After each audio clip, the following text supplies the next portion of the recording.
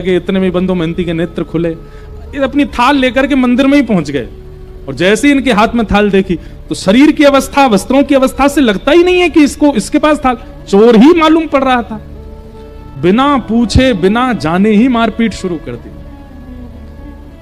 और जैसी मारपीट होनी शुरू हुई, बंधु महंती तो वाह जगन्नाथ, जय हो जगन्नाथ, आहा जगन्नाथ, रात में तो छेना पोड़ा खिला रहे थे, रात में तो रसगुल्ला खिला, सुबह लात घुसा पड़वा रहे हो, वाह जगन्नाथ तेरी लीला बड़ी अद्भुत है।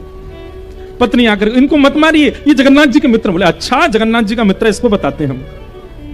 अरे रात में जगन्नाथ जी ही दे करके गए। हाँ जगन्नाथ जी पर और तो कोई काम ही नहीं, इसको देने जाएंगे, इस पर पहनने के लिए वस्त्र तो अच्छे नहीं है, महाप्रभु जगन्नाथ इसको महाप्रसाद पवाएंगे।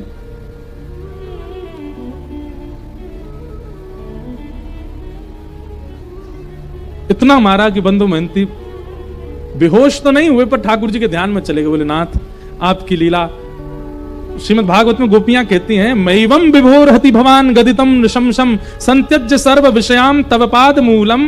हे ठाकुर जी, सब चीज छोड़ करके भक्त आपकी शरण में आता है, लेकिन आप परीक्षा लेने से बाज नहीं आते, आप बहुत परीक्षा लेते हो। बंधु महंती चिंतन कर रहा, वाह नाथ, आप चाहो तो सब कुछ देते हैं और आप चाहो तो मारते पीटते भी।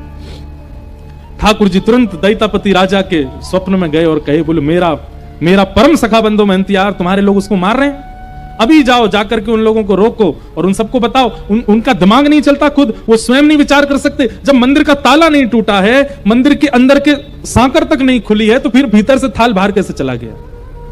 अरे मानव को ताला तोड़ना पड़ेगा, सांकर खोलनी पड़ेगी, तभी वो किसी सामग्री को चुरा सकता है। पर मेरे लिए कोई द्वार नहीं होता, कोई ताला नहीं, मैं जहां चाहूं जा सकता हूं। बता दो, थाल वो नहीं लेके आया, मैं दे के आया, मेरा मित्र बंधु महंती आया। राजा ने आकर के सबको रोका। बोले क्यों मार रहे हो? इन्होंने बोले थाल चुराया, ताला खुला हुआ मिला था क्या? बोले नहीं। बोले रसोई घर में सब सामग्री फैली थी। बोले रसोई के ताले खुले हुए? तो बोले नहीं। बोले भाई जब ताले ही टूटे नहीं तो फिर सामग्री बाहर कैसे आई?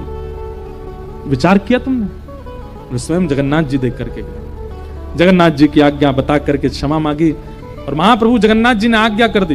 बोले आज से हमारे मंदिर में सब जो भी कुछ धन राशि आती है, जो भी, वो सब सेवा बंधु महंती को प्रदान करो, इनको हमारे मंदिर की सेवा दे दो। आज तक महाप्रभु जगन्नाथ जी के मंदिर की सेवा उन्हीं के वंशज करते